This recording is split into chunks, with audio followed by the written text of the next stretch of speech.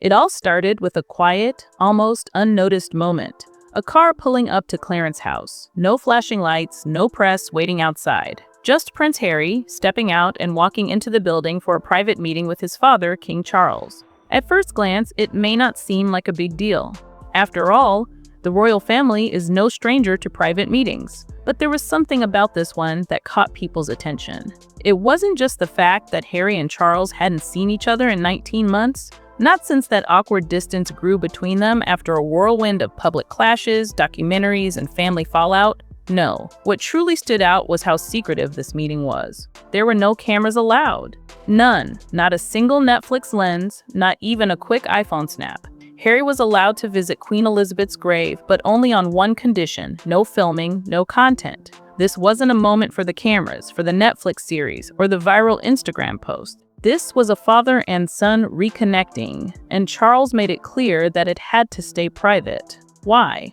Because the king was determined to make it clear that this wasn't about publicity. It was about family. No hidden angles, no behind-the-scenes footage, just two people trying to rebuild something lost. And yet, the fact that Charles felt he had to make this rule, that he had to remind his own son not to turn a personal moment into another media spectacle, spoke volumes about what had broken in their relationship.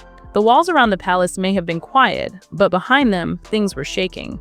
What really went on behind closed doors in those 55 minutes, only Harry and Charles know. But from the moment Harry stepped into Clarence House, it was clear this wasn't just a reunion. It was a carefully orchestrated moment with a message. No drama, no cameras, just family. For Prince William, the news of Harry's surprise visit was a slap in the face. He didn't know about the meeting until it was already happening. That's right. While Harry was stepping into Clarence House for a private chat with King Charles, William was left in the dark, blindsided by his father's decision. And that's where the real tension begins. The history between William and Harry has been rocky for years, but this latest move by Charles seemed to hit harder than anything before.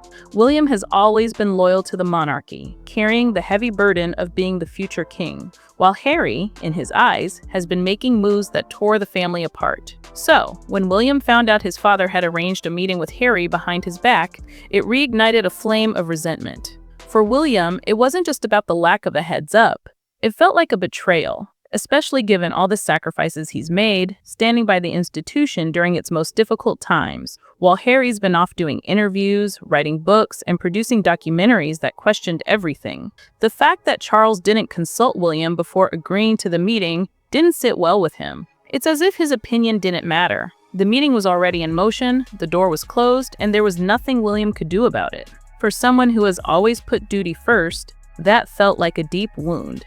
The very idea that his father might have thought he wouldn't react calmly only made the situation worse. In William's eyes, this wasn't just a family matter, it was a matter of trust. And in a royal family where loyalty is everything, the trust between brothers and between father and son was already fragile.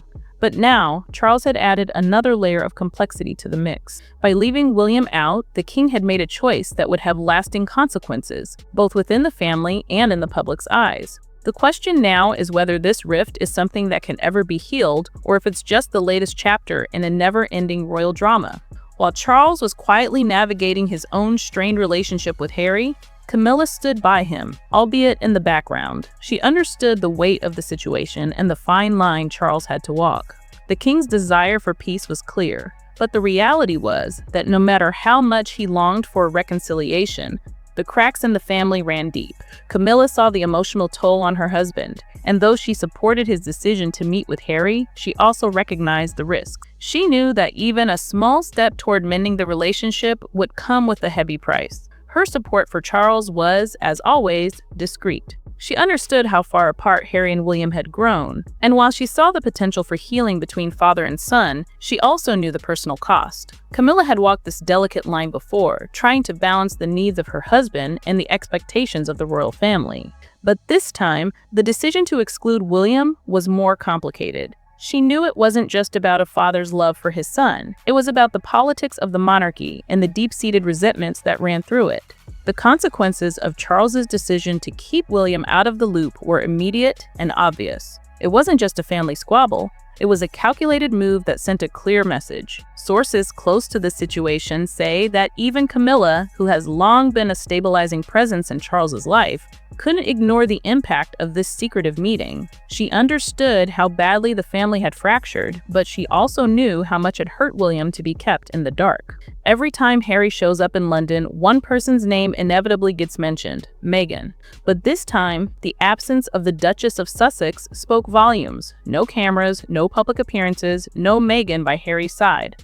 Was it a tactical move on her part, a way to keep a low profile, or a sign that Harry was handling this alone? Depending on who you ask, it could be either or both. But one thing's for sure, her absence added yet another layer of intrigue to an already complex situation. For some, Meghan's decision to stay away may have been the smart choice. After all, anytime she steps into the royal spotlight, it's never just about her. It's about the entire media circus that follows. With the tension surrounding the royal family as high as ever, it might have been better for her to let Harry handle this private moment with his father without adding fuel to the fire.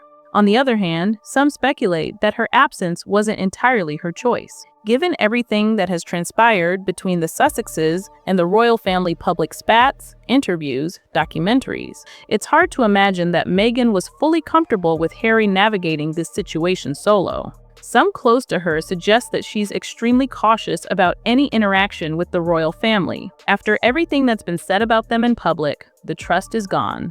The idea of sending their children to London without her, especially for a moment she couldn't control, seems highly unlikely.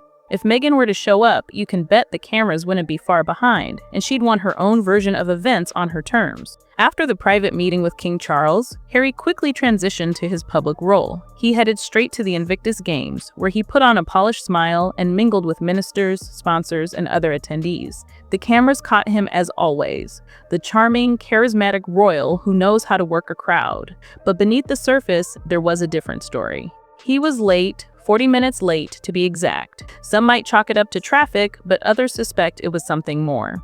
Could it have been the emotional weight of the meeting with his father that caused the delay?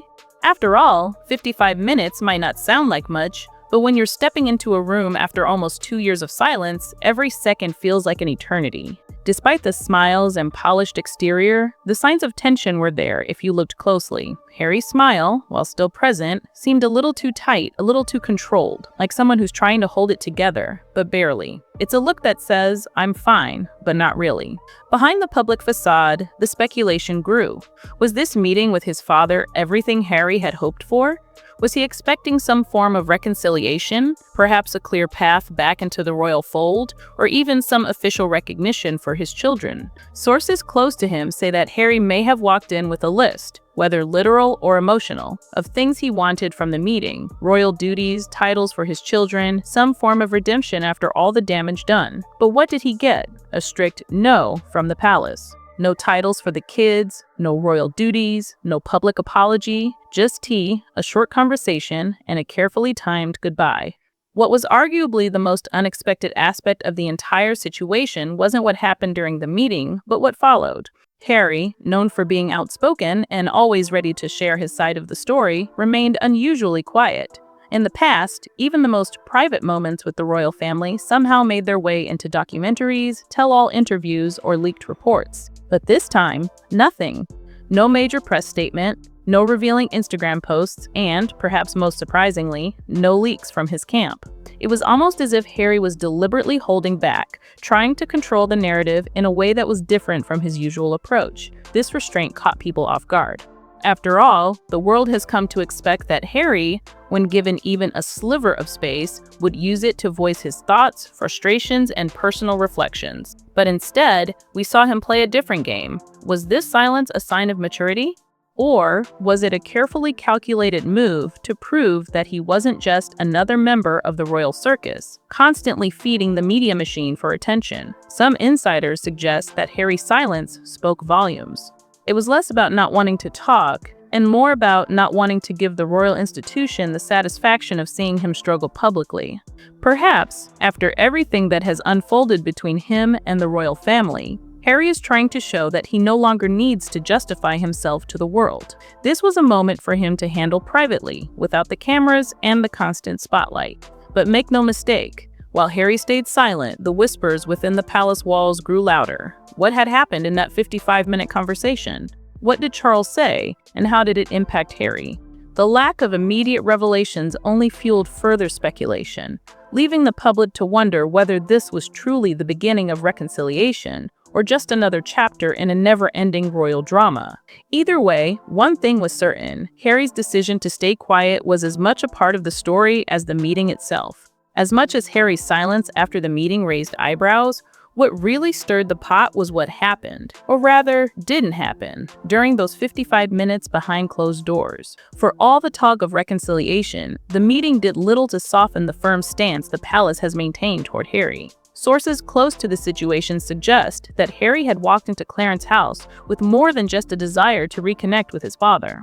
There was hope, a quiet, perhaps naive hope that this meeting could open the door to a bigger return. Perhaps some royal duties, recognition for his children, or even a public apology for the years of tension. But according to insiders, Harry's expectations were met with a harsh reality check. No titles for his children, no royal role, and certainly no apology. What he got, it seems, was a firm reminder of the palace's boundaries. It was a polite but clear no. A reminder that while family may be able to offer love, the institution he once belonged to would not bend its rules for him. The sting of that realization must have been deep. For Harry, who has spent years crafting a narrative of change and redemption, this meeting was supposed to be a step towards something more, something that could allow him and his family to re-enter the fold. But instead, he was reminded that the monarchy's walls were as unyielding as ever. There would be no return to royal duties, no sweeping gestures of forgiveness, and certainly no public redemption arc. This was never going to be an easy road for Harry, but this meeting made it clear that his hopes for re-entry were not shared by the palace. Charles might still love his son, but the monarchy has no place for Harry's version of the royal life. The boundaries were set, and they weren't moving. Whether or not Harry can live with that reality is yet to be seen. But what's clear is that, for all the talk of reconciliation, the palace has made it crystal clear: you can reconnect with family, but you'll never be given the keys to the kingdom again. While the immediate fallout from Harry's meeting with King Charles has dominated headlines, the larger implications of this secretive visit are even more significant. If Charles is truly open to reconciliation with his son, as some insiders suggest, the next question is whether Harry's children, Archie and Lilibet, will have a place in the royal family's future. According to reports, Charles has been missing his grandchildren deeply.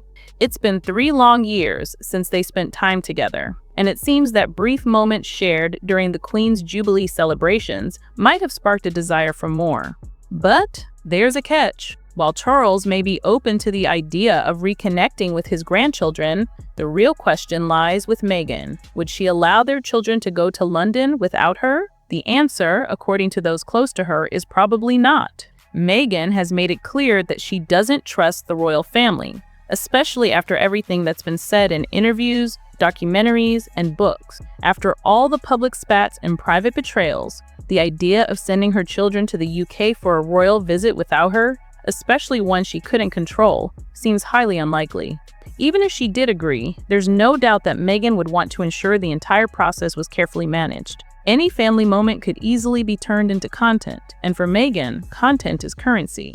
The idea of a private, quiet reunion between Harry, his father, and his grandchildren doesn't fit into her carefully curated image of how their story should be told. She's learned, perhaps more than anyone, how to control the narrative, and a private royal moment simply wouldn't allow for that. This leaves Charles in a tricky position. While he may long to reconnect with his grandchildren, he knows that any move to do so will be highly scrutinized, both by the public and by Meghan. If he does try to bring them into the fold, he'll likely have to deal with the complications of balancing family ties with the ever-present spotlight. And if Meghan stays firm in her reluctance to let the kids go, Charles might find that his hopes for a royal family reunion are more complicated than he ever imagined. The question remains, can any real healing happen if the monarchy's boundaries are so rigid and if trust has been so deeply eroded? The future of this fractured family depends on much more than just one tea meeting. The tension between William and Harry is far from new, but Charles's decision to meet with Harry in private without consulting his eldest son may have stirred up something deeper than just disappointment. It felt like betrayal.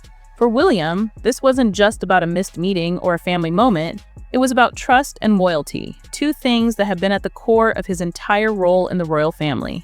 As the heir to the throne, William has always placed the monarchy before everything else. He's carried the weight of royal expectations, sticking by the institution even as Harry's public criticisms grew louder. And for years, he's watched as his younger brother built a narrative of discontent, often taking swipes at the very system that William has worked tirelessly to uphold. When William learned that Harry was meeting with Charles without him being involved, it cut deeper than just the shock of being excluded. It made William feel like his role, his duty to the family, wasn't valued. The fact that Charles would go ahead with this meeting, knowing the potential fallout, and not seek his son's approval first, was a sharp reminder that even within the family, loyalty isn't always reciprocated. William likely saw it as a direct challenge to his authority and influence within the royal fold. When it comes to the royal family, nothing stays private for long. Behind the palace walls, tensions are brewing, but outside, the world is watching, dissecting, speculating, and analyzing every moment. Harry's meeting with King Charles was no exception. Every detail, every gesture, every photo from the Invictus Games event afterward was put under the microscope by the media and the public alike. Body language experts, royal watchers, and even the casual observer all wanted to know, what did the smiles really mean? Was Harry truly at peace, or was he just playing the part? The public's fascination with royal drama has only intensified in the age of social media, where every movement can be analyzed in real time. The photos from that event, Harry's tight smile, his delayed arrival, didn't escape scrutiny. Was he holding it together, or was he hiding his true emotions? Was Charles softening, or was this just another carefully calculated move to keep up appearances? And what about William? How would he respond to his father's actions? The speculation around his next move has already begun, with some predicting that this latest rift could lead to even more public fallout. But it's not just about what happens in front of the cameras. The real drama unfolds in the whispers that escape the palace walls. Insider reports, leaks, and anonymous sources fill in the gaps, fueling even more curiosity about what's going on behind the scenes. Everyone wants to know, will there be more meetings between Harry and Charles? Will William ever forgive his father? Will the palace ever fully embrace Harry and Meghan again? Or is this all just a public relations exercise? The truth is, the royal family can't hide from the public's gaze. Every action is scrutinized, every decision analyzed, and every relationship dissected. And with each passing day, the speculation grows louder. In a world where every royal gesture can lead to endless headlines, the real question is, can the family ever find peace, or are they doomed to live in the perpetual glare of the media spotlight? Only time will tell, but for now, the royal family remains trapped in a cycle of public drama and private pain, an endless dance of appearances and unspoken emotions.